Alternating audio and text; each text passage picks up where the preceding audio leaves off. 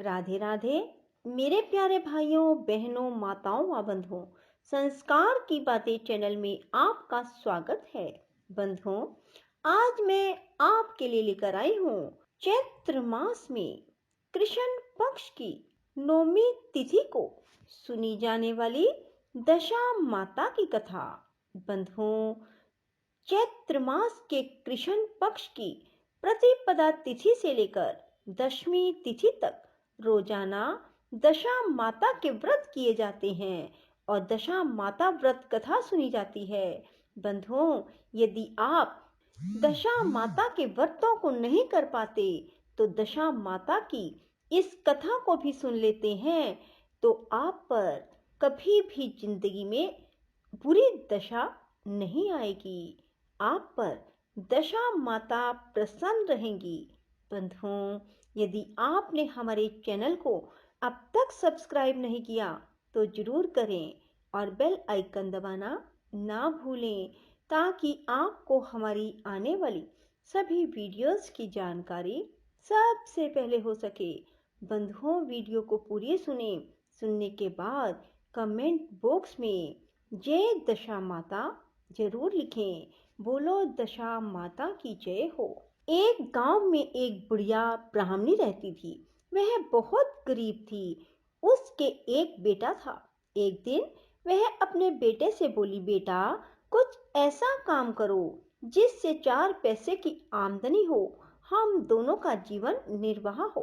अब मेरे तो बुढ़ापे के कारण हाथ पैरों ने जवाब दे दिया है।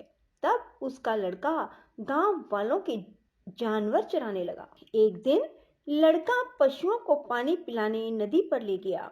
वहां पर महिलाएं स्नान करके दशा माता का डोरा ले रही थी। उनके पास एक डोरा बच गया।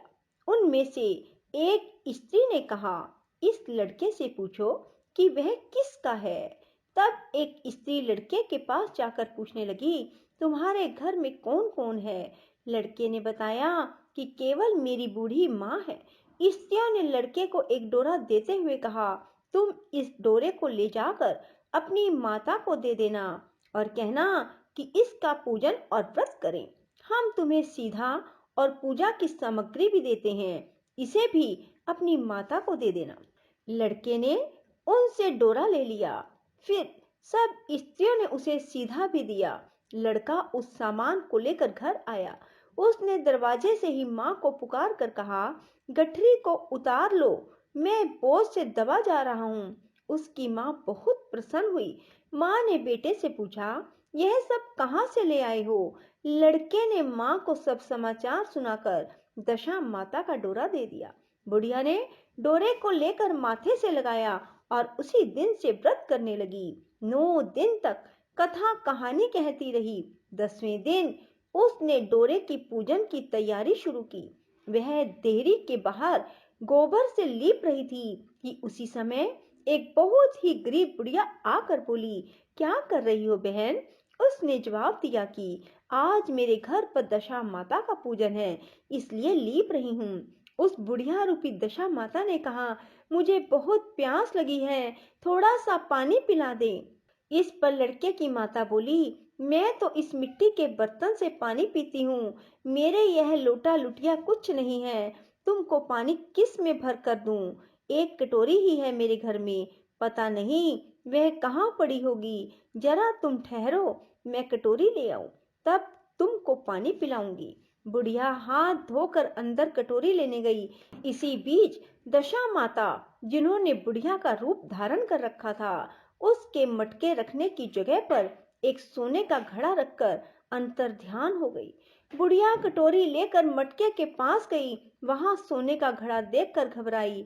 वह मन में सोचने लगी, मुझ पर बुढ़ापे में चोरी का नाम ना लग जाए, मैं चोर कहलाऊंगी। वह इस चिंता में दशा माता रूपी बुढ़िया को खोजने निकली।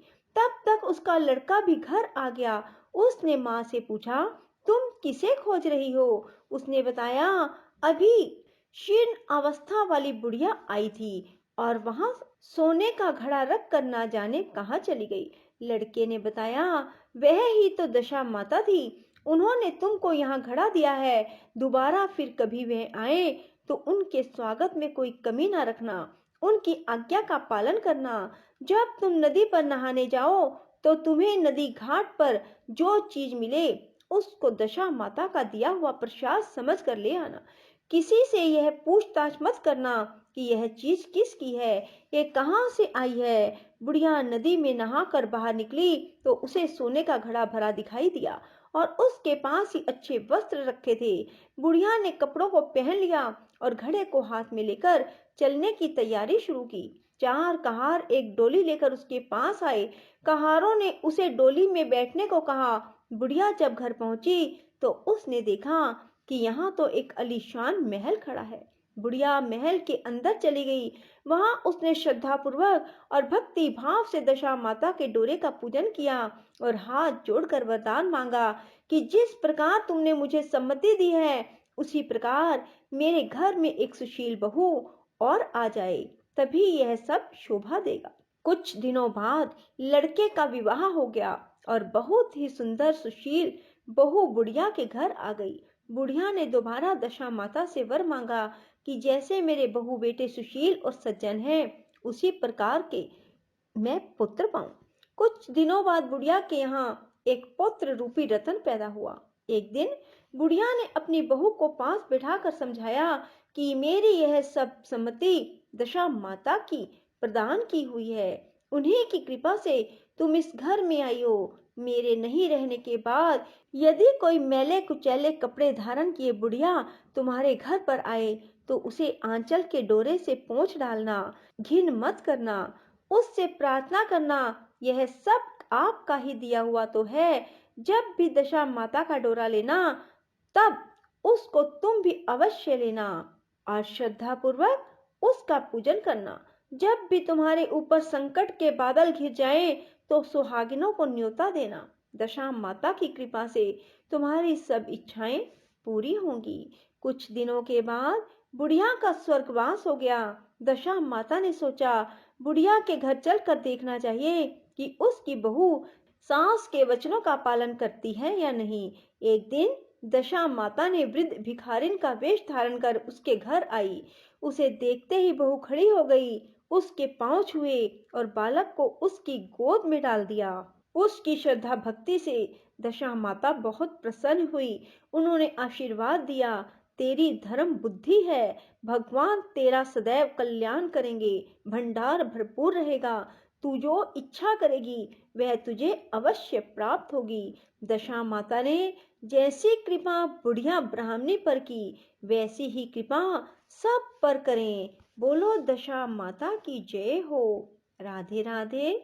जय श्री कृष्णा। बंधुओं, यदि आपको हमारी वीडियो पसंद आए तो इसे लाइक करें और शेयर भी जरूर करें। धन्यवाद। बोलो दशा माता की जय हो।